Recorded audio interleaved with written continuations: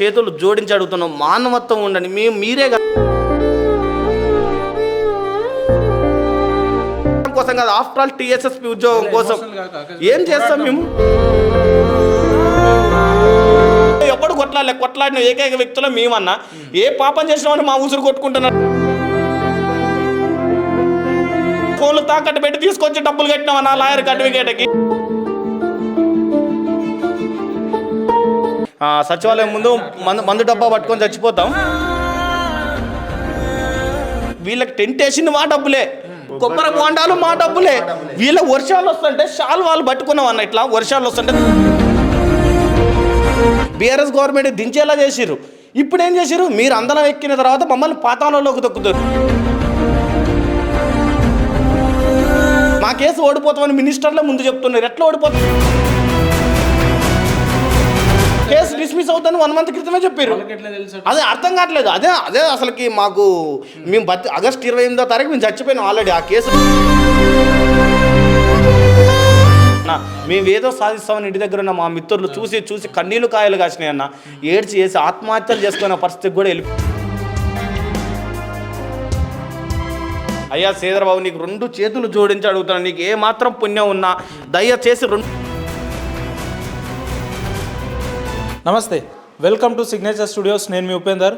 ఈరోజు మనతోటి కొంతమంది బాధితులు ఉన్నారు. ఈరోజు మన స్టూడియోకి వచ్చి మనల్ని ఆశ్రయించడం జరిగింది. విషయంలోకి వెళ్తే, ఏదైతే తెలంగాణ రాష్ట్రం వస్తే నీళ్లు నిధులు నియామకాలు మా బతుకులు బాగుపడతాయని ఆశించిన విద్యార్థులు ఆనాడు తెలంగాణ రాష్ట్రం రావడానికి కూడా ప్రధానంగా కీలకంగా కొట్లాడిన విద్యార్థి నాయకులే. ఏదైతే కాంగ్రెస్ అధికారంలోకి వస్తే మా బతుకులు బాగుపడతాయని చెప్పి పోరాడిన జీవో నెంబర్ 46 బాధితులే ఈరోజు మనతోటి మన స్టూడియోలో ఆశ్రయించారు. దాదాపు కాంగ్రెస్ పార్టీ వచ్చి 8 నెలలు 9 నెలలు అవస్థ ఉన్నా కూడా వారి జీవో నెంబర్ 46 అనే అంశంలో ఎటువంటి మార్పు లేక, సో వాళ్ళు పొద్దున్న లేస్తే నాయకుల చుట్టూ లేదా నాయకుల ఇళ్ళ చుట్టూ తిరిగే పరిస్థితి ఉంది. సో ఈ జీవో నెంబర్ 46 మీద స్టేటస్ ఏందనేది కొంతమంది బాధితులు మనతో ఉన్నారు.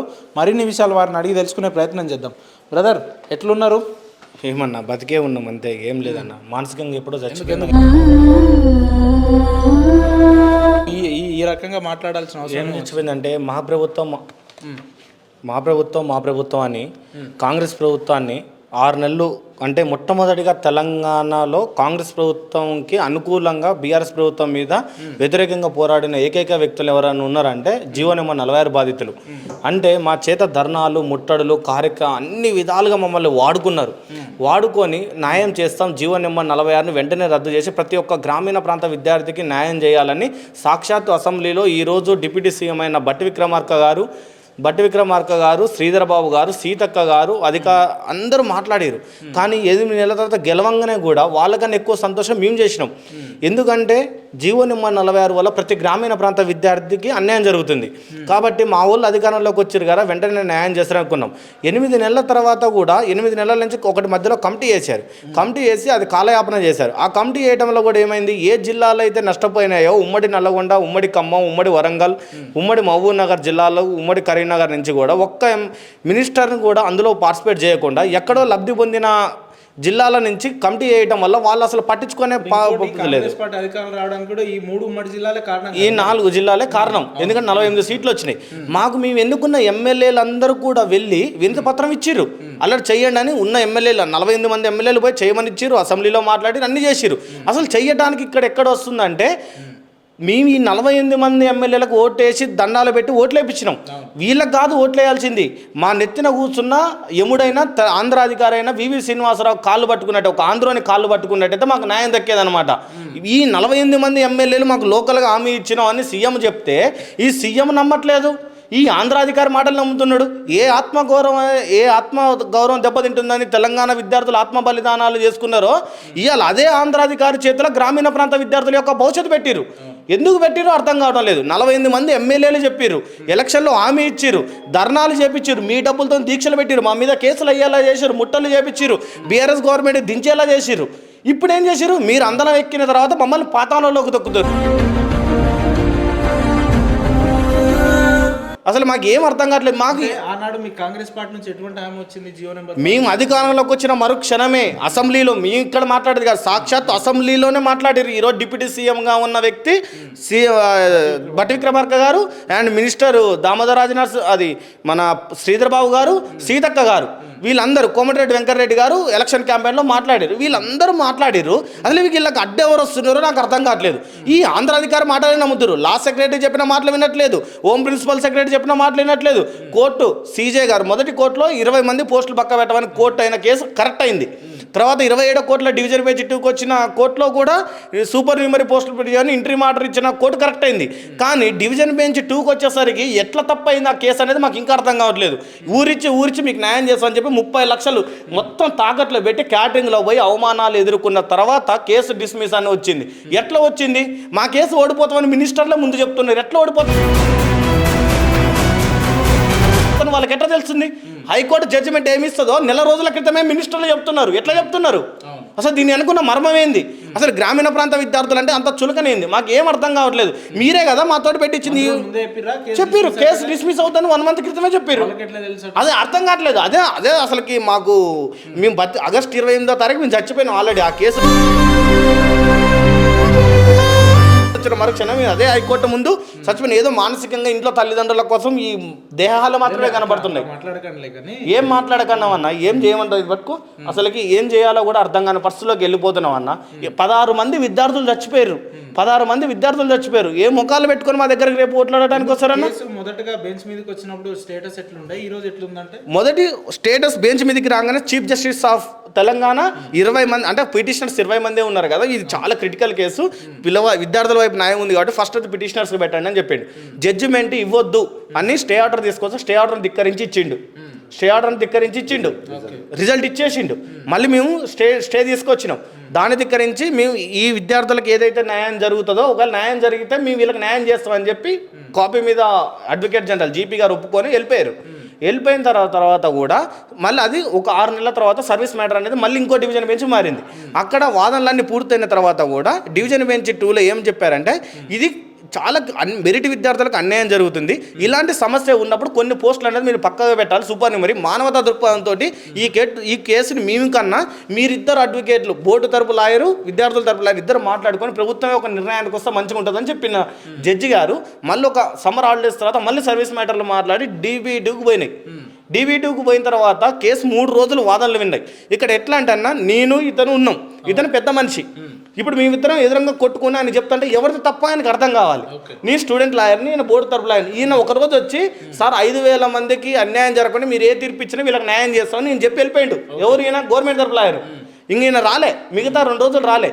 నేనే 3 రోజులు వాదించిన తర్వాత జడ్జిమెంట్ కూడా సూపర్ అయిన తర్వాత నైట్ జడ్జిమెంట్ 4 రోజుల తర్వాత ఎట్లా మారిపోయింది? ఈయన అసలు రావాలి కదా ఆర్గ్యూకి వచ్చి, ఈయన తప్పైందని గవర్నమెంట్ తరఫున వాదించాలి కదా. నెల రోజుల క్రితమేమో కేసు ఓడిపోతుందని చెప్తాడు, తర్వాతనేమో ఈయన వాదనలు చేయడు కోర్టులో. అసలు కోర్టుకి రాకుండా 20 సార్లు చేసిండు. మేము దిల్షుక్ నగర్లో అక్కడక్కడ ధర్నాలు చేసి ప్రజా దర్బార్లో పడుకొని సచివాలయం ముందు 3 రోజులు అమరనిరాదీక్ష చేసిన అందరం. తర్వాత అడ్వకేట్ జనరల్ వచ్చిన తర్వాత ఇతను ఏం వాదనలు వినిపించలేదు.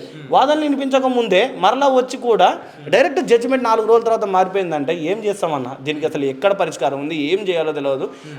అసలుకి అసలు ఇక అవన్నీ మనం కోర్టుని అనకూడదన్న. గవర్నమెంటే కేసు ఓడిపోతుందని మాకు 4 రోజుల ముందే చెప్పింది. ఎట్లా చెప్పిందో మాకు అర్థం కావట్లేదు. వాదనలు జరగకుండా కేసు ఎట్లా ఓడిపోయినా మాకు ఇంకా అర్థం కావట్లేదు అన్న. ఇంకా అసలు ఏం జరిగిందో మేము ఇంకా మైకోలోనే ఉన్నాం.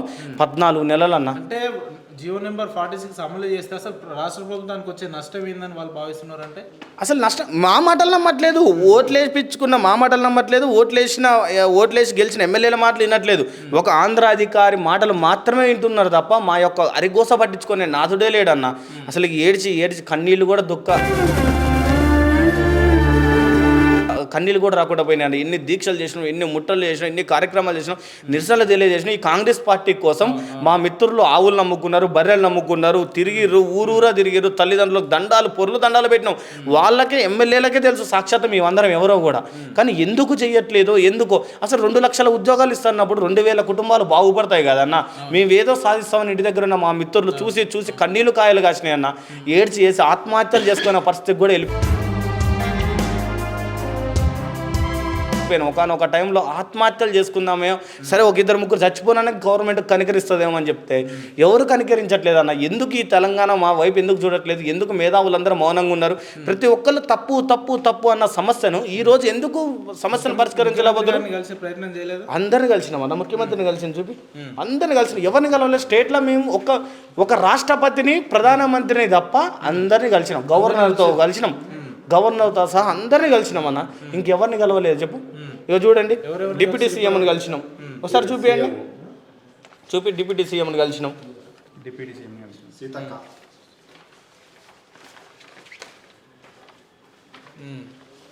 ఎట్లా మీరు పోయిన తర్వాత వాళ్ళ రెస్పాన్స్ ఎట్లుండే? చేస్తాం. ఎప్పుడు చేస్తాం? చేయడం అంటే ఏ రకమైన హామీలు ఇచ్చారు మీకు? మీ కమిటీ ఉంది, కమిటీ రిపోర్ట్ వచ్చిన తర్వాత చేస్తా ఉన్నారు. ఆ కమిటీకి అంతు లేదు పంతు లేదు. కమిటీ వేసి 6 నెలలు అయింది. 2 నెలల్లో దాని యొక్క రిపోర్ట్ రావాలని చెప్పారు. 6 నెలలు అయింది. ఇప్పటికైనా చేతులు జోడించి అడుగుతున్నాం, మానవత్వం ఉండండి. మీరే మాకు అసెంబ్లీలో మాట్లాడింది, మీరే న్యాయం చేయాలని చెప్పారు కదా. ఎందుకు అధికారంలోకి రాగానే మా హింస మా గోస కొట్టుకుంటున్నారు? ఏడ్చి పొర్లు దండాలు పెట్టినా కూడా మీరు మా మాట వినట్లేదా? ఏం పాపం చేసినా మీకు? ఎక్కడ మీకు అవన్యాయం చేసినా 2000 కుటుంబాలు బాగుపడతాయి. ఎన్ని మీరు రుణమాఫీలు చేసినా, ఏది ఇచ్చినా, ఈ రైతు భరోసా కదా, ఒక కుటుంబంలో ఒక ఉద్యోగం వస్తే వారు తరతరాల ఫ్యామిలీ బతుకుతుంది, అన్నీ ఉంటుంది. మేము కొట్లాడేది ఏదో సివిల్స్ ఎగ్జామ్ కోసం కదా, ఆఫ్టర్ ఆల్ TSSP ఉద్యోగం కోసం. ఏం చేస్తాం మేము? ఏమని పోరాడతామన్నా? పోరాడితే జైల్లో పెట్టారు, కేసులు పెట్టారు, అన్నీ చేశారు, అవమానాలు పెట్టేశారు. నైట్ 2 గంటలప్పుడు మా మిత్రులు మమ్మల్ని తొక్కిరు. ప్రజా దర్బార్లా పక్కడెముకలు వేయాలా తొక్కిరు. 2 గంటలప్పుడు అరెస్ట్ చేసే అధికారం ఉందన్న పోలీసులు అరెస్ట్ చేసి వదిలిపెడితే, JBSలో వదిలిపెడితే, సచివాలయం దగ్గర మేమందరం పడుకుంటే చలికి వణుకుంటూ వచ్చి ఎలకలు కొరికినాయన్న. ఆ నుంచి అన్నం పెట్టకుండా బండ్లగూడ పోలీస్ స్టేషన్ తీసుకెళ్తే ఆడ ఉదయం నైట్ 11ంటికి తీసుకెళ్లి వదిలేస్తే ఇక్కడ దిల్సుఖ్నగర్లో వదిలేసారు. ఏం చేసినామన్నా ఈ తెలంగాణ? ఈ కాంగ్రెస్ ప్రభుత్వం రావడానికి ఏ గ్రూప్ 2 విద్యార్థి ఎవడు కొట్లాడిన ఏకైక వ్యక్తులు మేమన్నా. ఏ పాపం చేసినామని మా ఊసురు కొట్టుకుంటున్నారు చెప్పు? 25 లక్షల కోట్ల ఖర్చులు పెట్టించారు. ఇప్పుడు అప్పుల పాలే ఉన్నాం. ఒక్కొక్కరు ఫోన్లు తాకట్టు పెట్టి, క్యాష్ ఫైల్లో ఫోన్లు తాకట్టు పెట్టి తీసుకొచ్చి డబ్బులు కట్టినామన్నా లాయర్ అడ్వకేట్కి. మీరు ఇంకా పోరాడాలి, మీ వెంట మేము అందరం కూడా ఉంటాం, కానీ అందరూ న్యాయం జరిగేంత వరకు మా నిరంతర. అసలుకి ఇక్కడ మాకు వచ్చే ఇబ్బంది ఏందన్న, ఎవరు వద్దంటున్నారు? అసలు మిమ్మల్ని జీవో నెంబర్ 46 బాధితులకి న్యాయం చేస్తుంటే వద్దన్న వ్యక్తి ఎవరు? అసలు మాకు ముందు తెలియాల్సిన వ్యక్తి ఏంటంటే, జీవో నెంబర్ 46 బాధితులకు న్యాయం చేస్తామని మీరు అధికారంలోకి వచ్చారు. ఇప్పుడు న్యాయం చేస్తామంటే అడ్డుపడుతున్న, ఈ తెలంగాణలో అడ్డుపడుతున్న వ్యక్తి ఎవరు? ఒక ఆంధ్ర నా కొడుకు, వాడు అడ్డుపడుతున్నాడు. వాడిని చెప్పిన మాటే నమ్ముతున్నారు, కానీ తెలంగాణ వాళ్ళు ఓట్లు వేసారు, తెలంగాణ వాళ్ళు న్యాయం అన్ని వేసారు. ఎందుకు ఇంకా board Telangana TSPSC chairman Janardhan రావుని తొలగించారు. ఏమన్నా TSLP బోర్డు చైర్మన్ ఎందుకు తొలగించట్లేదు? తెలంగాణలో పుట్టిన బోర్డు చైర్మన్ తొలగించారు, ఆంధ్రాలో పుట్టిన ఎందుకు తొలగించట్లేదు? ఇక్కడ ఎక్కడ అన్యాయం జరుగుతుంది? తెలంగాణ పాలన తెచ్చుకుంది, అదే అర్థం కావట్లేదన్న. 18 మంది IASలు మారిస్తే నిన్న 9 మంది IASలు ఏపీ సలహాదారులను నియమించుకుర్రన్నా. ఎందుకు నియమించుకుర్రు? ఎడిపోతుంది ఈ పరిపాలన. ఏ ఎమ్మెల్యే అవుతుంటుండే, ఏ మినిస్టర్లకు ఎమ్మెల్యేలకు ఫోన్ చేస్తే ఇక్కడ సిగ్నేచర్ స్టూడియో సాక్షి చెప్తున్నా, రాళ్ళు తీసుకొని కొట్టమంటారు అన్న ప్రభుత్వాన్ని. కాంగ్రెస్ పార్టీ ఎమ్మెల్యేలే రాళ్ళు తీసుకొని కొట్టి మేము చెప్తున్నాం, న్యాయం చేయండి, మాకు లోకల్ సమస్యలు ఉన్నాయి, మా పిల్లగాళ్ళకి హామీ ఇచ్చినాం చేయమని చెప్తుంటే ఎందుకు చేయట్లేదని కూడా అడుగుతున్నా. రాళ్ళు తీసుకొని కొట్టారా? TRS వాళ్ళ కాడికి పోయి కలవరి, మీకే న్యాయం అన్నా జరుగుతుంది. ఇక మేము దాన్ని ఎందుకు ఓట్లు వేసారో మేమే బాధపడుతున్నారా? మీ గోసలు మేమే ఇస్తున్నారా? మేము చెప్పి ఇసుకోపోయినాం అని చెప్తున్నారు. కాంగ్రెస్ పార్టీ రావడానికి మీరే కీలక పాత్ర పోషించారు కదా. మేమే కీలక పాత్ర అన్న. మొట్టమొదటి ధర్నా పెట్టింది మేమే కదా అన్న. మొట్టమొదటి ధర్నా పెట్టింది ఏది? ఇగో అన్న ఈ ధర్నాలు ఉన్న వాళ్ళు, ఈ ధర్నాకు మద్దతు ఇచ్చిన వాళ్ళకి నేను చెప్తా చూడన్న. మహేష్ కుమార్ గౌడ్కి MLC వచ్చింది, TPCC వచ్చింది, మల్లురావు గారికి MP వచ్చింది, తర్వాత గాలి హర్షవర్ధన్ రెడ్డికి ఏదో పదవి వస్తుంది టీచర్స్ దాంట్లో, చామల కిరణ్ కుమార్ రెడ్డి MP అయిండు, MLC నాయక్ ఆయన అయిండు, డాక్టర్ రియాజ్కి ఏమో గంధాల చైర్మన్ వచ్చింది. వీళ్ళకి టెంట్ వేసింది మా డబ్బులే, కొబ్బరి బోండాలు మా డబ్బులే. వీళ్ళ వర్షాలు వస్తుంటే శాల్వాలు పట్టుకున్నావు అన్న. ఇట్లా వర్షాలు వస్తుంటే జూలై 11వ తారీఖు వస్తుంటే నువ్వు కూడా ఉన్నావు ఆ రోజు, శాల్వాలు పట్టుకున్నావు అన్న. వీళ్ళని తడవకుండా మా సొక్కాలను అడ్డు పెట్టిన వీళ్ళు తడవకుండా మేము పస్తుల బండి వీళ్ళ కొబ్బరి బొండాలు తప్పించినాం. వీళ్ళు వాళ్ళందరూ ఎక్కారు. ఏం మనసు అన్న, ఈ వీడియో చూసిన ప్రతి ఒక్కరు గుర్తుపెట్టుకోవాలి. నా ముఖం తెలియదా మీ అందరికీ? ఏ రోజన్నా వేరే పార్టీ దగ్గర పోయినావా? మా పార్టీ అనకి కదా గుద్దుకుంది మేము. ఇదేనా? అందరూ వచ్చే ఊళ్ళల్లో తిరిగి గెలిపించినామన్నా. మినిస్టర్ దగ్గరకు పోతే ముగ్గురు మినిస్టర్ల దగ్గర పోతే ఏమని చెప్పారో తెలుసా? అరే మేము చెప్పినవరా వాడు చెయ్యందని మేము అసలు తిరుతున్నారన్న. ఎవడు వద్దంటుంటే మాకు ఇంకా అర్థం కావట్లేదు అన్న. ఏం చేయాలో చచ్చిపోవాలో అర్థం కావట్లేదు. వ్యతిరేకిస్తున్నారు, ఎమ్మెల్యేలు వ్యతిరేకిస్తున్నారు. అసలు మేము చేయమనే చెప్తున్నాం. పోయినాం. ఇప్పుడు 48 మంది ఎమ్మెల్యేలు పోయి ఇంత ఒకటే సమస్య మీద 48 మంది ఎమ్మెల్యేలు పోయిన తర్వాత అసలు ఈ చెయ్యాలా వద్దా నువ్వు చెప్పన్నా? 1/3 మెజార్టీలో అసలు ఏదైనా అవుతుంది. 120 మంది ఎమ్మెల్యేలు 148 మంది ఎమ్మెల్యేలు పోయి ఈ సమస్యను పరిష్కరించండి, ఈ 2000 కుటుంబాలకు న్యాయం చేయండి అని చెప్పారు. ఇంకా నీకు ఎక్కడ ఎవరు అదైతే రాజు దలుచుకుంటే దెబ్బలకు కొదవ అన్నట్టుంటది. ఇక్కడ ఏంటంటే కేసీఆర్ అనేటోడు ఒక్కటే ఉండేటోడు అన్న. నువ్వు చెయ్యరా అంటే వాడు ఎవడైనా తెలంగాణ పిల్లలకి ఇస్తుంటే ఏ జీవోలు రా తీసి పడదంగేటోడు. ఇక్కడ అసలు ఏమవుతుందో అర్థం కాదు. రేవంత్ రెడ్డి గారు ఉన్నారు అన్న, నీకు చేతులు జోడించి అడుగుతున్నావు అన్న. అసలు నువ్వు సీఎం, వీళ్ళందరూ మాటలు ఎందుకంటున్నావు అన్న? నేను నష్టపోయిన జీవో నెంబర్ 40 న్యాయం చేయాలనుకుంటున్నా. ఒక రిపోర్ట్ రాసుకొని రాండి నా దగ్గర, సాయంత్రం కల్లా రాండి అంటే అధికారులు ఉరికిరారా అన్న?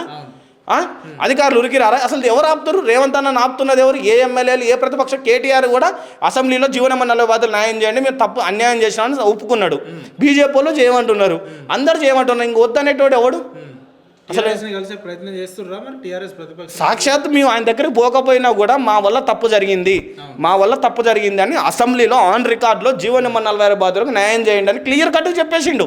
మేము ఎలాంటి అడ్డంకులే, మా వల్ల కొన్ని కుటుంబాలు అన్యాయం అయిపోయినాయన్న. 2000 కుటుంబాలన్న.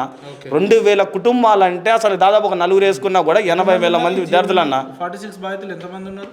దీనివల్ల ఉద్యోగం రాలేదనుకున్న వాళ్ళు 1,80,000 మంది అన్న. అంటే జీవో నెంబర్ 46 వల్లనే నాకు ఉద్యోగం కోల్పోయిందనే, కేవలం ఒక 46 వల్లనే కోల్పోయిందని 1,00,000 మంది. అంటే ఒకవేళ తీస్తే అంతమందికి రాదు కాబట్టి 2,000 కుటుంబాలు బాగుపడతాయి అన్న. ఒక 2,000 కుటుంబాలు బాగుపడతాయి. కానీ ఎక్కడ అన్యాయం జరుగుతుందో, ఎక్కడ ద్రోహం చేస్తున్నారో, ఈ సమాజంలో ఎడిపోతున్నామో అర్థం కావట్లేదన్న. మధ్యాహ్నం 12 గంటలకు కూడా రన్నింగ్ కొట్టగల శక్తి ఉన్న గ్రామీణ ప్రాంత విద్యార్థులను వదిలిపెట్టి 60-70 మార్కులు అంటే వాడిని ఈవెంట్స్, ఒక గ్రామీణ ప్రాంత విద్యార్థి కొట్టిన ఈవెంట్స్ మార్కుల మందం కూడా రాని వాడికి ఉద్యోగం ఇస్తే మా కళ్ళ ముందర వాడు ట్రైనింగ్ పోయి మమ్మల్ని ఎగతాళి చేస్తుంటే, నువ్వు ఒకటి అబ్జర్వ్ చేసిన హైదరాబాద్ సరౌండింగ్లో 29 నియోజకవర్గాల్లో కాంగ్రెస్ పార్టీకి ఒక్క సీట్ రాలే. మరి ఫైనల్ ఏం చేద్దామంటారు? ఇప్పుడు కోర్టు కూడా మీకు వ్యతిరేకంగానే తీర్పిచ్చింది. దీన్ని ఎట్లా అధిగమిస్తారు? దీన్ని ఎట్లా ముందుకు తీసుకుపోవాలనుకుంటున్నారు మీరు? ఇప్పుడు కోర్టు వ్యతిరేకంగా ఇస్తుందని ఆల్రెడీ మాకు ముందే చెప్పినప్పుడు ఇప్పుడు రాజు తలుచుకుంటే దెబ్బలు కొదవలేనట్టు కమిటీ రిపోర్ట్ అనేది ఎప్పుడో వేసారు. మేము ఆ కమిటీ రిపోర్ట్ వచ్చేంతవరకు మేము బతుకుతామో చస్తామో తెలియదు. దయచేసి ఆ కమిటీ రిపోర్ట్ ద్వారా అయినా నష్టపోయిన గ్రామీణ ప్రాంత విద్యార్థులకు న్యాయం చేయగలరని 2 చేతులు జోడించి ఆ కమిటీ చైర్మన్ గారిని, అందులో ఉన్న సభ్యులను వేడుకుంటున్నాం. ఇక మేము ఏజీలు కూడా లేవు, మీకోసం కష్టపడి కొట్లాడినాం, తిరిగినాం, అన్నీ చేసినాం, మా ముఖాలు అన్నీ తెలుసు. రోజు మీ ఇంటి ముందు అందరం తెలుసు. కాంగ్రెస్ పార్టీ అందరు 64 మంది ఎమ్మెల్యేలు ప్రతి ఒక్కరు గుర్తుపడతారు. మీరు ఒక్కటి కూడా మనసు ఆలోచన పెట్టి చేయండి. హైదరాబాద్లో ఒక్క సీటు కూడా కాంగ్రెస్ పార్టీకి రాలేదు. వచ్చిన ఏ జిల్లాలో అయితే నష్టపోయినాయో ఆ జిల్లాలు రేపు మీరు సర్పంచ్ ఎలక్షన్లకి మా మొక్కలు చుట్టానికి రావాలి. లేదా సర్లే ఇక పోయింది అనుకుంటే 4 సంవత్సరాల తర్వాత అయినా మనసుకు తగిలిన గాయం సత్యంత వరకు మాందంటారు. మా పొట్ట మీద కొట్టారు, మా దెబ్బన ఎన్నో లాఠీ దెబ్బలు కొట్టినా కూడా మేము భరిస్తాం, కానీ మా ఆకలి పొట్ట మీద కొడితే మాత్రం మేము భరించలేం. దయచేసి ఇప్పుడైనా మానవత్వంతో న్యాయం చేయగలరని చేతులు జోడించి వేడుకోవడం తప్ప మిమ్మల్ని ఏమీ చేయలేము. ఎందుకంటే మీరు అధికారులు ఇంకో 4 సంవత్సరాలు ఉంటారు, మేమేం చేయలేం. దయచేసి ఈ 2,000 కుటుంబాలలో వెలుగులు నింపి మీరు మా పాలిట దేవుళ్ళు అవుతారని అనుకుంటున్నాను తప్ప ఇంకేం అనుకోవట్లేదు సార్. బ్రదర్ చెప్పండి, మీరు ఏదైతే కాంగ్రెస్ పార్టీ అధికారంలోకి వస్తే మా 8 నెలలు అయినా కూడా మా బతుకులు ఇంతే ఉంటాయని అనుకున్నారు? అసలు 8 నెలలు అయినా ఇంతే అవుతుందని అస్సలు అనుకోలేదన్న. గతంలో మాకు వీళ్ళే మాట ఇచ్చారు. ఫస్ట్ టైం మేము గాంధీ భవన్ మెట్లు తొక్కినప్పుడు శ్రీధర్ బాబు గారు మాకు చెప్పారు, ఈ జీవో నెంబర్ 46 అనేది గ్రామీణ ప్రాంత అభ్యర్థులకు చాలా మోసపూరితమైన జీవో, ఇది మన కాంగ్రెస్ గవర్నమెంట్ వస్తే ఖచ్చితంగా దీన్ని రద్దు చేసి గ్రామీణ ప్రాంతం వాళ్లకు మీకు అవకాశం కల్పిస్తామని చెప్పారు. ఆ తర్వాత ఇది సీఎం రేవంత్ రెడ్డి గారు టీపీసీసీ ప్రెసిడెంట్గా ఉన్నప్పుడు ఇది ఒక్కసారి ప్రభుత్వం చూడాలని, ఎందుకంటే 46లో ప్రకారం చేస్తే చాలా మంది గ్రామీణ ప్రాంతంలో ఉంటున్న నిరుద్యోగ యువకులకు అన్యాయం జరిగే ప్రమాదం ఉంది. దీన్ని మరి వెంటనే దృష్టిలో పెట్టుకొని యూఎంఎస్ 46 నుంచి టీఎస్ఎస్పీ కానిస్టేబుల్ పోస్టు భర్తీని మినహాయించాలని గౌరవ మంత్రి గారి దృష్టికి తీసుకొస్తాను అధ్యక్ష. అదేవిధంగా పంచాయతీరాజ్ అది అసెంబ్లీలో సాక్షాత్తు శ్రీధర్ బాబు గారే ఈ జీవో నెంబర్ మేము ఇప్పుడు చూపించిన ఈ ఫోటో చూడండి. విద్యార్థులందరూ కూడా ఈరోజు టీఎస్ఎస్పీ నియామకాల్లో మాకు ఉద్యోగాలు వస్తాయని వేచి చూస్తున్న అనేక మంది గ్రామీణ ప్రాంతాల్లో ఉన్న విద్యార్థులకు మరి కేవలం మరి 47% కేటాయించడం, హైదరాబాదు జిల్లా వరకు 53% రిజర్వేషన్ పెట్టి మిగతా జిల్లాలన్నీ కలిపి 47% పెట్టేది. దీనివల్ల మెరిట్ బేస్డ్ నియామకాలు జరగవు.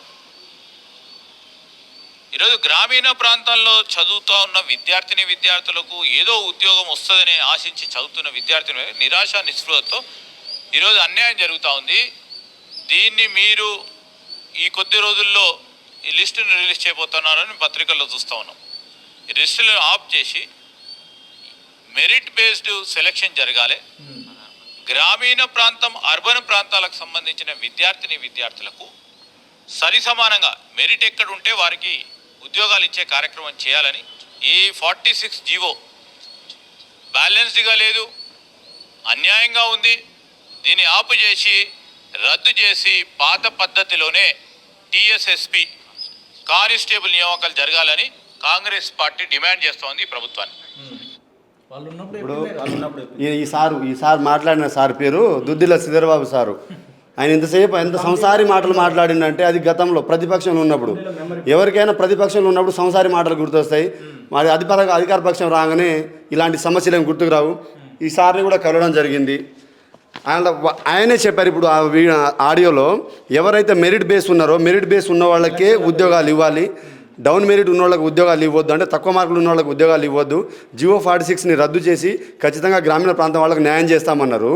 మీరు కోర్టులో అపాయింట్మెంట్ చేసిన ఏదైతే అడ్వకేట్ జనరల్ గారు, సార్ తప్పు అయిపోయింది, ఏదో చాటు మిస్ చేశాము, 90 మార్కులు ఉన్న వాళ్ళకి ఉద్యోగాలు ఇవ్వడం కూడా అది మిస్టేక్ జరిగింది, తప్పు ఎవరి వలన జరిగింది, కానీ దయచేసి 5,010 మందికి డిస్టర్బ్ చేయకండి అని బతిమలాడుకునే పరిస్థితికి దిగజారిండు. మరి ప్రతిపక్షంలో ఉన్నప్పుడు మెరిట్ స్టూడెంట్స్కి ఉద్యోగాలు ఇవ్వాలని చెప్పిన శ్రీధర్ బాబుకి ఈరోజు మెరిట్ గురించి ఎందుకు గుర్తు రావట్లేదు మాకు అర్థం అవ్వట్లేదు. ఆయనే చెప్పింది మేము గాంధీ భవన్లో ఉన్నప్పుడు.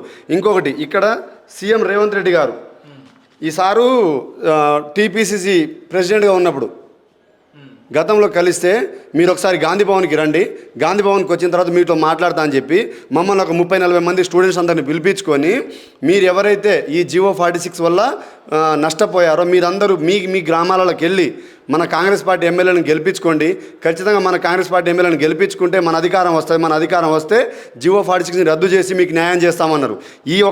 ఇప్పుడు అంటే ఈ సీఎం అంటేనే అందరికంటే హెడ్ కదా, సీఎంఏ చెప్పిండు. సీఎంతో పాటు కోమటిరెడ్డి వెంకటరెడ్డి గారు చెప్పారు, రాజగోపాల్ రెడ్డి గారు కూడా చెప్పారు, సీతక్క అయితే నెంబర్ ఆఫ్ టైమ్స్ చెప్పింది. ఆ సీతక్క ఇప్పుడు ఈ గ్రామీణ ముఖ్యంగా లాస్ అయింది కూడా ములుగు జిల్లానే. 2% ఇచ్చేసి ఒక 10-15 పోస్టులు ఇచ్చారు. ఆ సీతక్క మొత్తం గిరిజనులే. మరి సీతక్క కేవలం వీడియోలు తీసుకొని ఏదన్నా గెలిచే ఉద్దేశంతో ఉందో, లేకపోతే నిజంగా వాళ్ళ గ్రామీణ ప్రాంతం బిడ్డల మీద ప్రేమ ఉందో మాకు అర్థం అవ్వట్లేదు. ఇప్పటికైనా ఇప్పటికైనా లాస్ అయింది ఏం లేదు. సీఎం గారు మీకు ఒకటి రిక్వెస్ట్ చేసుకుంటున్నాము, మీ గవర్నమెంట్ వచ్చినాక స్టాఫ్ నర్స్ వాళ్ళకు 2,000 ఉద్యోగాలు పెంచి వాళ్ళ జీవితాల వెలుగులు నింపారు. అదేవిధంగా మీరిచ్చిన మాటనే మేము అడుగుతున్నాము, మీరిచ్చిన హామీనే మేము ప్రశ్నిస్తున్నాము, మాకు ఖచ్చితంగా న్యాయం చేయండి అంటే మీరే న్యాయం చేస్తామన్నారు. మీరు చెప్పిన మాట నిలబెట్టుకుంటారని. ఇప్పుడు ఆల్రెడీ సంవత్సరం అయిపోయిందండి. మీరు మా జీవితం మీద దెబ్బ కొట్టారు. జీవితం మీద దెబ్బ కొడితే జీవితాంతం మర్చిపోలేము. మీరు మర్చిపోయే దెబ్బ కాదు కొట్టింది. ఖచ్చితంగా రేపటి రోజు కూడా మాకంటూ ఒక రోజు వస్తుంది. ఆ రోజు మేము చూపించుకునే పరిస్థితి రాకుండా ఈ తప్పుని తప్పుగానే సరిదిద్దుకోండి. మీకు అవకాశం ఉంది. మీ యాజ్ ఏ సీఎంగా, తెలంగాణ రాష్ట్ర ముఖ్యమంత్రిగా మీరు అనుకుంటే ఎన్ని జీవోలను తీసుకురాగలుగుతారు, ఎన్ని జీవోలను మార్చగలుగుతారు. ఆ అవకాశం, ఆ అధికారం మీ చేతిలో ఉంది. కాబట్టి గ్రామీణ నిరుద్యోగుల భవిష్యత్తు కూడా మీ చేతిలో ఉంది. కొంచెం దయచేసి అందరిని కలిసినామన్న, ప్రతి మినిస్టర్ని కలిసినాం మేము. ప్రతి మినిస్టరు చేస్తాం, చేపిస్తాం. ఇంకెప్పుడు చేపిస్తారు? వీళ్ళు 5 సంవత్సరాలు అయిపోయిన తర్వాత చేపిస్తారేమో అర్థం అవ్వట్లేదు. బయట ఊర్లలో నవ్వుతారన్నా. మేము గతంలో కాంగ్రెస్ పార్టీ కోసం ఈ కారు గుర్తు కావచ్చు, పువ్వు గుర్తు కావచ్చు, పోస్టర్లు చింపినాం. ఎదురొచ్చిన సర్పంచులు కావచ్చు, ఎంపీటీసీలు కావచ్చు, వార్డు మెంబర్లు కావచ్చు, నువ్వెవడమ్మా కారు గుర్తు చింపుతున్నావు అంటే, నీ బిడ్డకో, నీ కొడుకుకో, నీ తమ్మునికో అన్యాయం జరిగితే నువ్వు ఇట్లా ఉంటావా? నేను నీ తమ్ముని కాదా? నాకు అన్యాయం జరిగిందంటే నీ తమ్మునికి అన్యాయం జరిగినట్టే కాదా? ఈరోజు నాకు జరిగింది, రేపు నీ తమ్మునికి జరుగుతుంది. ఈ బీఆర్ఎస్ వల్ల మాకు అన్యాయం జరిగింది, ఈ ఒక్కసారి కాంగ్రెస్ అవకాశం కల్పించమని చెప్పేసి ఊర్లలో పోయి వాళ్ళు బ్యాలెట్ పేపర్లు చింపినామన్నా మేము. ఎందుకు చింపినాం? కాంగ్రెస్ పార్టీ అధికారం వస్తే మా భవిష్యత్ మారుతుంది అనుకున్నాం. కానీ అంతకంటే అంత దారుణంగా అధ్వానంగా తయారు చేస్తున్నారన్న వీళ్ళు కనీసం పట్టించుకోవట్లేదు. వాళ్ళైనా పట్టించుకోకుండా ఉన్నారులే కానీ వీళ్ళు చేస్తామని చెప్పి ఏదో ఆశ కల్పిస్తున్నారు, నమ్మించి చంపుతాం, మానసికంగా ప్రతిరోజు చంపుతారు వీళ్ళు. వాళ్ళైనా ఒకటే రోజు జియో 46 ఉంది, రిజల్ట్ అవుట్ చేసిరు, ఆ ఒక్కరోజే బాధ అనిపించిందిలే. కానీ ఇప్పుడు ఒక శ్రీధర్ బాబు గారు ఉన్నారు, కోమటిరెడ్డి వెంకటరెడ్డి ఉన్నారు, సీతక్క ఉంది, వేమ నరేంద్ర రెడ్డి సార్ ఉన్నారు. వీళ్ళు చేస్తాం, రేపు రండి, ఎల్లుండి రండి, ఇంకో 3 days తర్వాత రండి, నా పిఏ కాల్ చేయండి అంటే ఇది ప్రతిరోజు చేస్తారు. ఎందుకంటే మనం నమ్మినాం కదా, నమ్మిన వాళ్ళు వీళ్ళు జాడిచి తంతున్నారు. వీళ్ళు నమ్మినాం కాబట్టి న్యాయం చేస్తారని ప్రతిరోజు మేము ఈ కాంగ్రెస్ గవర్నమెంట్ డిసెంబర్ నుంచి ఏర్పడిన తర్వాత ఇప్పుడు 9 months అన్న. 9 monthsలో మా ఇంట్లో మేము హైదరాబాద్లో ఉండే రూమ్లో లెక్క ఉండలేమన్నా. మినిస్టర్ల ఇంటి చుట్టూ, ఎమ్మెల్యేల ఇంటి చుట్టూ, వాళ్ళ గేటు ముందు ఎక్కువ కావాలంటే ఏ పిఎన్ అన్న అడగండి మీరు. ప్రతిరోజు అదే పని అన్న, మాకు వేరే పనే లేదు. లేవడం, బ్రష్ చేసుకోవడం, బయట ఎక్కడైనా తినడము, మధ్యాహ్నం 5 రూపాయలు భోజనం తినడము, అక్కడనే కూర్చోవడము. లేకుంటే మధ్యాహ్నం ఎమ్మెల్యే ఇంటికో మినిస్టర్ ఇంటికి పోయినాం అనుకో, మధ్యాహ్నం తిండి లేదు, ఇక నైట్ 11 గంటలకు తింటాం. ఒకనొక టైంలో ఒక ఎమ్మెల్యే ఇంటి ముందు కూర్చునేసరికి నైట్ 1:30 అయిందన్న. 1:30 వరకు వెయిట్ చేపించి నేను ఈరోజు కొంచెం టైర్డ్ అయినా బేటా, మీరు రేపు రండి, మీరు మాట్లాడదామన్న సందర్భాలు కూడా ఉన్నాయి. ఎందుకంత నిర్లక్ష్యము? అప్పుడు మా కాళ్ళ దగ్గరికి వచ్చారు మీరు మా కాళ్ళ దగ్గరికి వస్తే మీకు ఉద్యోగం ఇప్పించేందుకు మేము మంది కాళ్ళు పట్టినాం. మాకు అవసరం లేదన్నా, మాకు మానవత్వం ఉంది, మాకు గౌరవం ఉంది. మా తల్లిదండ్రులకు అన్నారు కష్టపడి మీరు చదువురు బేట, మీకు నాలెడ్జ్ ఉంది, మీకు మంచి స్కోర్ వస్తుందని మా తల్లిదండ్రులకు నమ్మకం ఉంది. అయినా మేము మంది కాళ్ళు ఎందుకు పట్టినాం? నీకు ఉద్యోగం కల్పించేందుకు. నీకు ఉద్యోగం కల్పిస్తే ఎవడో చేసిన తప్పిదాన్ని నువ్వు సరిదిద్దేసి మాకు ఉద్యోగాలు ఇస్తావు అనుకొని. కానీ ఇప్పుడు ఏం జరిగింది? నువ్వు మా కాళ్ళు బట్టి గుంజేసినావు, మేము మంది కాళ్ళు పడితే వాళ్ళు మమ్మల్ని చూసి నవ్వుతుర్రు. ఏమైంది మీ కాంగ్రెస్ అంటివి, ఉద్యోగాలు వస్తాయంటివి, మా ప్లకార్డు చింపినావు, ఇప్పుడు కప్పుకుంటా టీఆర్ఎస్ కండు అని. నీకు దండం పెడతానన్న, తప్పైంది. నేను ఏ పార్టీకి అతిథుండి కాదు. నాకు కాంగ్రెస్ గవర్నమెంట్కి ఓటేస్తే ఉద్యోగం వస్తుందని ఆశపడి వేయించిన నా చెప్పుతో నేను కొట్టుకుంటున్నా. భవిష్యత్తులో ఇంకోసారి కాంగ్రెస్ పార్టీకి ఓటేయమని అడగడానికి రానన్నా. దయచేసి నా ముఖం చూసి ఒక్కసారి వదిలేయన్నా. అంటే ఏం బతుకులు రా మీ చక్కగా ఉండేటోళ్ళను, అరే ఏదో ఒకటి వాళ్ళనే చేసేటోళ్ళు రా, వీళ్ళు ఏం చేస్తలేరు రా అని కాడికి దిగజార్చిరన్న వీళ్ళు. ఖచ్చితంగా మార్పు వచ్చేది. ఎట్లా అంటే గతంలో ఏదైతే ప్రిలిమ్స్ ఎగ్జామ్స్ ఇప్పుడు కేసీఆర్ గురించే చెప్తున్నాము.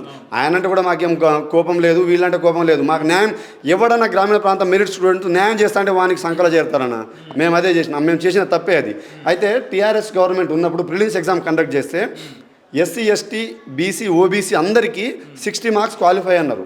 అప్పుడు మందకృష్ణ మాదిగ గారు, ఈ అశోక్ సారు, వీళ్ళందరూ అప్పుడు కూడా కాంగ్రెస్ పార్టీ బలమూరి వెంకట్ లాంటి వాళ్ళు కూడా కలిసి ఇది ఖచ్చితంగా తప్పని చెప్పేసి ధర్నాలు, రాస్తారోకోలు చేస్తే కేసీఆర్ గారు ఇది నా రాష్ట్రానికి సంబంధించిన సమస్య, ఎవరు ఆంధ్రాధికారి చెప్తే నేను ఎందుకు ఇంటా, అదేందువా ఎస్సీ, ఎస్టీ వాళ్ళు, బీసీ వాళ్ళు, ఓసీ వాళ్ళతో ఎట్లా పోటీ పడతాడు, ఎస్టీ వాడు ఎక్కడో గ్రామీణ ప్రాంతం ఉండేటోడు అని చెప్పేసి 40 మార్కులు ఎస్టీకి క్వాలిఫై, 60 కాకుండా 40 మార్కులు ఎస్టీ వాడు, బీసీ వానికి ఏమో 50 మార్కులు, ఓసీ వానికి ఏమో 60 మార్కులు అని చెప్పేసి మళ్ళీ కుదించిండు. అంటే గతంలో 60, 70, 80 ఉండే, అందరికి 60 చేసిరు. అయితే అందరికి 60 ఎట్లా చేస్తావు? మరి ఎస్సీ, ఎస్టీ రిజర్వేషన్ ఎడిపోయింది, వాళ్ళకి 40 చేయి, బీసీ వాళ్ళకి 50 చేయి. నేను చెప్తున్నా, నేను జీవో జారీ చేస్తున్నా, నీకేం అభ్యంతరం? నీకు అభ్యంతరం లేదు కదా. నా గవర్నమెంట్ నేను నా ఇష్టం వచ్చిన రన్ చేసుకుంటానని అసెంబ్లీ సాక్షిగా ఎవరు గ్రామీణ ప్రాంతమే కాదు ఏ అభ్యర్థికి అయినా సరే న్యాయం చేసిండు ఆ రోజు. కానీ వీళ్ళేం చేస్తున్నారు? చేస్తామని చేసేది లేదు, సచ్చేది లేదు. ఒకవేళ మేము ఓపెన్గా అడుగుతున్నామన్నా సీఎం రేవంత్ రెడ్డి సార్, మిమ్మల్ని కానీ మీ మినిస్టర్లను కానీ ఓపెన్గా ఒకటే క్వశ్చన్ చేస్తున్నాం, మీకు చేసే దమ్ము ధైర్యం లేకపోతే ఒక ప్రెస్ మీట్ పెట్టి మేము మీకు హామీ ఇవ్వలేదు, మీకు మాట ఇవ్వలేదు, మేము అంతే, మేము కాంగ్రెస్ పార్టీ వాళ్ళం, మేము మాటలు ఇవ్వడం, మాటలు తప్పడం మాకు అలవాటే, మా ఆనవాయితీ అదే అని ఒప్పుకోండి, మేము వెళ్ళిపోతాం, మా చెప్పుతోటి కొట్టుకొని మేము వెళ్ళిపోతాం. బతికుంటే ఇంకో రాత్రి బౌళ్ళు చదివి, గతంలో కూడా చదివినాము, 24 hours 18 hours చదివి మంచి స్కోర్ తెచ్చుకున్నాము. ఇంకో గంట ఎక్కువ చదివైనా సరే మాకు ఉద్యోగాలు ఎట్లా రావాలో మేము డిసైడ్ అవుతాం.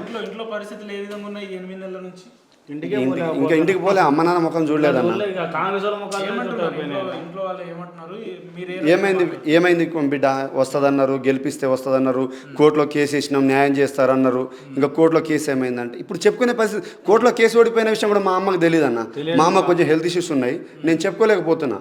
నాకున్న సమస్యలు నేను ఫేస్ చేయగలను.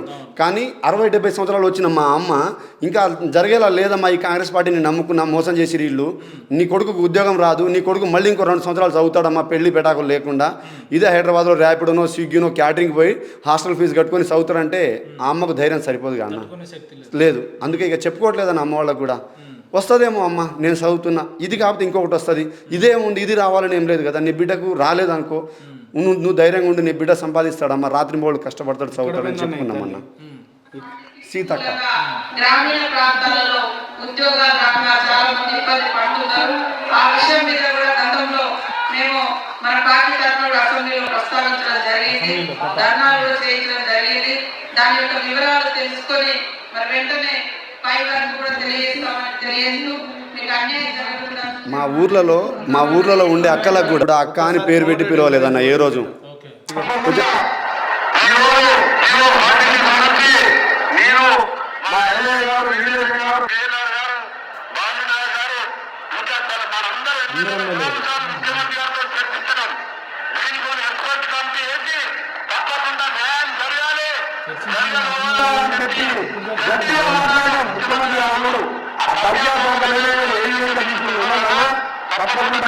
ఎక్కడ సిగ్గు అనిపిస్తలేదన్న ఆయనకు. మాకైతే నిజంగా నేను నల్గొండ ప్రాంతానికి చెందిన బిడ్డనే, ఉమ్మడి నల్గొండ, సూర్యాపేట కావచ్చు, కానీ మా నల్గొండ నుంచి మినిస్టర్ అని చెప్పడానికి సిగ్గుపోతుందన్న ఆయనకు. ఆయన ఏం మనిషి, జివో మేము కాంగ్రెస్ గవర్నమెంట్ వస్తే ఇలాంటి జీవోలు 100 ఊదేస్తా అన్నాడు. ఆయన ఒక్క జీవో కూడా ఊదట్లేదు. ఇప్పుడేమన్నాడు, ఇప్పుడు మీరు విన్నారు ఆల్రెడీ రికార్డులో, హైదరాబాద్లో ఉన్నోళ్లకు 40 మార్కులకు ఎట్లా ఉద్యోగాలు ఇస్తారు, గ్రామీణ ప్రాంతం వాళ్లకు నల్గొండ బిడ్డలకు 125, 130 మార్కులు వచ్చిన ఎట్లా ఉద్యోగాలు ఇవ్వరని ఆయనే ప్రశ్నించిండు. ఆయనకి ఏడ సిగ్గు అనిపిస్తలేదో. నేను ముఖ్యమంత్రి స్థాయి వ్యక్తిని అన్నాడు. మరి ముఖ్యమంత్రి స్థాయి వ్యక్తి మరి నీతో పాటు ఒక 10 మంది ఎమ్మెల్యేలను కూర్చోబెట్టుకొని చేయించుకొని పని, మనకు వచ్చిన సీట్లే ఇక్కడ, మరి మా బిడ్డలకు ఎందుకు న్యాయం చేయమని చెప్పేసి అడగాలి. సీతక్క పోతే సీతక్కకైతే కాళ్ళు పట్టుకున్నామన్న. ఊర్లలో కూడా మేము అక్క అని పిలిచి ఉండకపోవచ్చు, అక్క నువ్వే దిక్క అని కాళ్ళలో పడ్డా చేపిస్తా బేట, చేపిస్తా తమ్ముడు, చేపిస్తా, మన గవర్నమెంట్ వచ్చింది తమ్ముడు అన్నదిలే. కానీ సీతక్క ఎవరిని నాకు తెలియదు. ఇప్పుడు జివో 46 గురించి సీఎం సార్ని అడగమంటుంది, ఇంకెవరిని అడుగుతాం? అడిగినాం కదా, గతంలో అడిగినాం కదా. గతంలో అడిగితే సీఎం సార్ ఏమంటుండు, హైకోర్టు చెప్తే మేము అది చెప్తాం. హైకోర్టు చెప్తే నువ్వు చేయడానికి మరి మిమ్మల్ని ఎన్నుకున్నది ఎందుకు సార్? మేము మిమ్మల్ని గెలిపించండి కాంగ్రెస్ అని మిమ్మల్ని గెలిపించున్నది ఎందుకు? హైకోర్టు అనే మాట వినడానికా? కాదు కదా. మీరు గెలిస్తే మాకు న్యాయం చేస్తారనే కదా మిమ్మల్ని గెలిపించుకుంది. మీరు గెలిపించినాక కూడా మీరు హైకోర్టు అంటే, ఇక మీరు హైకోర్టు అంటే మేము ఏడుకోవాలి. ఆఖరికి తెలంగాణలో కుమారి ఆంటీ కాళ్ళు పట్టుకున్నాం, అంతా దిగజారిపోయాను. కుమారి ఆంటీ కాళ్ళు పట్టుకున్న బాధితులు జీవో నెంబర్ 46 బాధితులు. ఇంకంతకన్నా ఆత్మగౌరవం ఏముందన్న? చేస్తామని చెప్పండి, లేకపోతే లేదు. మీ చుట్టూ ఎవరు చెప్పలేదన్న. ఇప్పుడు మీ ముందు అన్ని సాక్ష్యాలు పెట్టినాం కదా, అందరు మినిస్టర్లు చెప్పారు, అందరు ఎమ్మెల్యేలు చెప్పారు, అందరూ చెప్పారు. ఇంకెందుకు ఆ విగ్రహం, రాజీవ్ గాంధీ విగ్రహం కాదు పెట్టాల్సింది. మేమందరం చచ్చిపోతాం రేపు. అది సచివాలయం ముందు మందు డబ్బా పట్టుకొని చచ్చిపోతాం. ఆ మందు డబ్బా మా ఆయన పెట్ట, అదే అమరవీరుల సుబ్బలో మా విగ్రహం పెట్టండి అన్న. ఏం మాట్లాడకుండా అన్న, ఇప్పుడు మీరే చూస్తారు కదన్న, అందరూ మినిస్టర్లు అందరూ చెప్పే, ఇప్పుడు మీరే కలర్ చూస్తారు. ఎమ్మెల్యేలు అందరూ కూడా ఇచ్చిరని ఆయన ఒక సీఎం క్యాండిడేట్లు అన్న ఏం పోరాడతాం? మన గ్రామీణ ప్రాంతం ఆర్థిక బలం ఉన్న మినిస్టర్లు ఎమ్మెల్యేలు ఇప్పుడు అధికారం ఎక్కిరు, వాళ్ళు పోరాడగలుగుతారన్నా. గ్రామీణ ప్రాంతం ఎక్కడో ఉండే సూర్యాపేట హుజూర్నగర్ నుంచి వచ్చే వ్యక్తి ఆటో ఛార్జీలు కావచ్చు, బస్ ఛార్జీలు కావచ్చు పెట్టుకొని వచ్చి మళ్ళీ రిటర్న్ వెళ్ళే స్తోమత లేక ఇక్కడే ఉండి ఒకరోజు క్యాటరింగ్ పోయి మళ్ళీ రిటర్న్ ఇంటికి పోవాల్సిన వ్యక్తి ఏమని పోరాడతాడు, ఎట్లని కొట్లాడతాడు? కోమటిరెడ్డి వెంకటరెడ్డి, ఉత్తమ్ కుమార్ రెడ్డి, పొంగులేటి శ్రీనివాసరావు, తుమ్మల నాగేశ్వరరావు, తర్వాత బట్టి విక్రమార్క గారు, కొండా సురేఖ గారు, తుమ్మల నాగేశ్వరరావు గారు, జూపల్లి కృష్ణారావు గారు, 8 మంది మినిస్టర్లు ఏం చేస్తారు? 8 మంది మినిస్టర్లు పోయి ఒక్క నిమిషం అక్కడ కూర్చుంటే కాదా? ఎవడరా నువ్వెవడిరా అధికారి? నువ్వేం చెప్తాయి నువ్వు వినాలి. మా నష్టమైన గ్రామీణ ప్రాంత విద్యార్థులు 2000 మంది లిస్ట్ పట్టకరా, మేము పోస్ట్ క్రియేట్ చేస్తున్నాం, ఆర్థిక శాఖ ఆమోదిస్తున్నాం, లిస్ట్ చూసి ఇచ్చేయండి అని అధికారం లేదా? అసలు వాడు మీకు సీఎమ్మా, మీరు వాళ్ళకి సీఎమ్మా? వివి శ్రీనివాసరావుకు మీరు సీఎమ్మా, తెలంగాణకు సీఎమ్మా, ఈ 8 మంది మినిస్టర్లు సీఎమ్మా? కుమారి ఆంటీ కాళ్ళు పట్టుకునే స్థాయికి జీవో నెంబర్ 46 గ్రామీణ ప్రాంత విద్యార్థులు తీసుకెళ్ళారంటే ఇంకెక్కడుంది? ఈ సమాజంలో మానవత్వం విలువలు ఎక్కడున్నాయి? 2000 కుటుంబాలు బాగుపడతాయనే ఆలోచన ఒక్కడికి లేదా? ఎందుకు మిమ్మల్ని ఊళ్ళలోకి వచ్చినప్పుడు మాకు గుండెలో పెట్టుకొని తిరుగున్నాం కదా, ₹1 కూడా తీసుకోకుండా ఎమ్మెల్యేలకు ఇన్ఫామ్గా. ఇప్పుడు కనుక ఆత్మసాక్షి చెప్తున్నాం, ఒక 10-15 మంది ఎమ్మెల్యేలకు ఫోన్ చేస్తే ఎందుకు వచ్చింది ఈ గవర్నమెంట్ అనే స్థాయికి పోయినారు. మేమన్నా టీఆర్ఎస్లోకి పోయి మేమన్నా ఒక 15 మంది మేమన్నా పోయి ఆ గవర్నమెంట్లో పోయి మీకైనా న్యాయం చేస్తారా? మీ బాధ తట్టుకోలేకపోతున్నారా? మీరు ఏడుస్తుంటే మాకు ఏడుపు వస్తుంది అంటే కాంగ్రెస్ ఎమ్మెల్యేలు టీఆర్ఎస్లోకి పోయి అయినా మీకు న్యాయం చేయాలనే స్థాయికి వెళ్ళిపోయారంటే ఇక కాంగ్రెస్లో ఉన్న మంత్రులు ఎందుకున్నట్టు, వీళ్ళు ఎందుకున్నట్టు? అయ్యా శ్రీధర్ బాబు, నీకు 2 చేతులు జోడించి అడుగుతాను, నీకు ఏ మాత్రం పుణ్యం ఉన్నా దయచేసి 2000 కుటుంబాలకు నువ్వు ఒక దేవుడు ఇలా గుణపడతావు. సీఎం గారు అంటారు కదా, సీఎం నేను కాదు శ్రీధర్ బాబు గారు సీఎం అని అంటారు. నువ్వు కూడా మాకు సీఎం లాంటి వాడివే అన్న.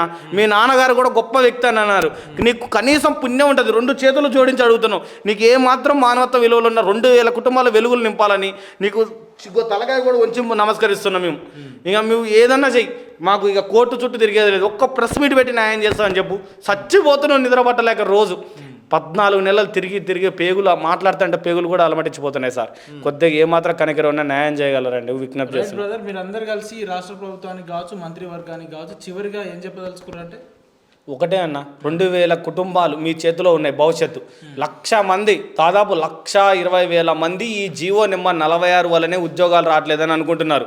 దయచేసి జీవో నెంబర్ 46ని టీఎస్ఎస్పీ నుంచి తొలగించి నష్టపోయిన ప్రతి ఒక్క బాధితుడికి మీరు ఎలక్షన్కు ముందు ఆ అసెంబ్లీలో కానీ అసెంబ్లీ ఎలక్షన్ క్యాంపెయిన్లో కానీ మాట్లాడిన విధంగా న్యాయం చేస్తామని ఇచ్చిన హామీ విధంగా ఖచ్చితంగా న్యాయం చేయగలరని మానవతా దృక్పథంతో 2000 కుటుంబాల గురించి ఆలోచించవలసిందిగా చేతులు జోడించి రాష్ట్ర ప్రభుత్వాన్ని, సీఎం రేవంత్ రెడ్డి అన్న గారిని, బట్టి విక్రమార్క గారిని, దామోదర రాజనరసింహం గారిని, శ్రీధరబాబు గారిని, పొన్నం ప్రభాకర్ గారిని చేతులు జోడించి అడుగుతున్నాం.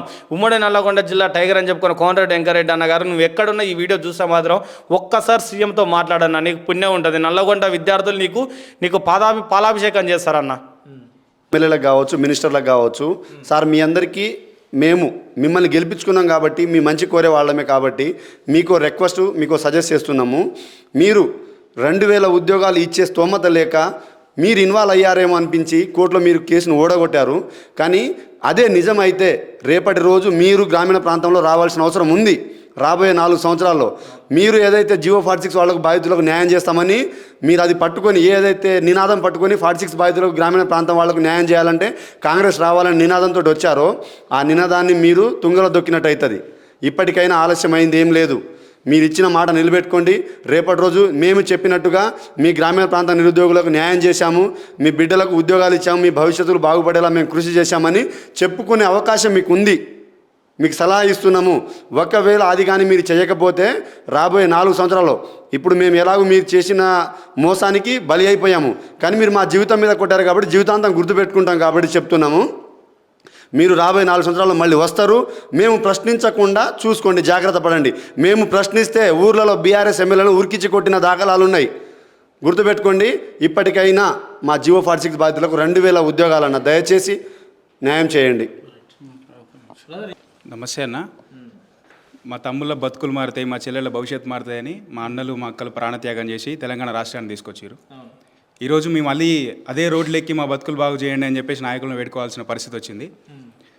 గత ప్రభుత్వం తెలుసో తెలియకో జీవో తీసుకొచ్చింది, గ్రామీణ ప్రాంత విద్యార్థులకు నష్టం జరిగింది, మీరు చెయ్యండి, ఈరోజు మీరు అధికారంలో ఉన్నారని చెప్పేసి సాక్షాత్తు కేటీఆర్ గారు అసెంబ్లీ సాక్షిగా చెప్తే 64 మంది ఎమ్మెల్యేలతో గెలిచి అధికారం చేపట్టిన కాంగ్రెస్ పార్టీ ఈరోజు ఏ న్యాయం చేయకుండా చేస్తాం చూస్తామనే మాటలకే పరిమితం అయింది తప్ప కనీసం చేద్దామన్న ఆలోచన కూడా చేయనంత దీనస్థితిలోకి జారిపోయింది. ఈరోజు మేము ఒకటే చెప్తా ఉన్నాం, తెలంగాణ రాష్ట్రాన్ని ఎన్నో త్యాగాలు చేసి తెచ్చుకున్నాం. మా బతుకులు బాగు చేయడానికి, మళ్ళీ త్యాగాలు చేయడానికి, ఉద్యమాలు చేయడానికి మాకేం కొత్త కాదు. మిమ్మల్ని అందరినీ హెచ్చరిస్తూ ఉన్నాం. మాకు ఉద్యోగాలు ఇవ్వండి అని మేము అడగట్లేదు, మెరిట్ ఆధారంగా ఉద్యోగాలు ఇవ్వండి. 60 మార్కులు వచ్చిన ట్రైనింగ్ సెంటర్లో ఉంటే 120 మార్కులు వచ్చిన రోడ్ల మీద తిరగడం అనేది ఈ సమాజం ఒప్పుకోదు. ఈరోజు మీరు అదే పరిస్థితి తీసుకొచ్చారు. దయచేసి ఒకసారి పునరాలోచన చేయండి, మా అందరి బతుకులు బాగు చేస్తారని చెప్పేసి వేడుకుంటా ఉన్నాం. Right brother, thank you brother.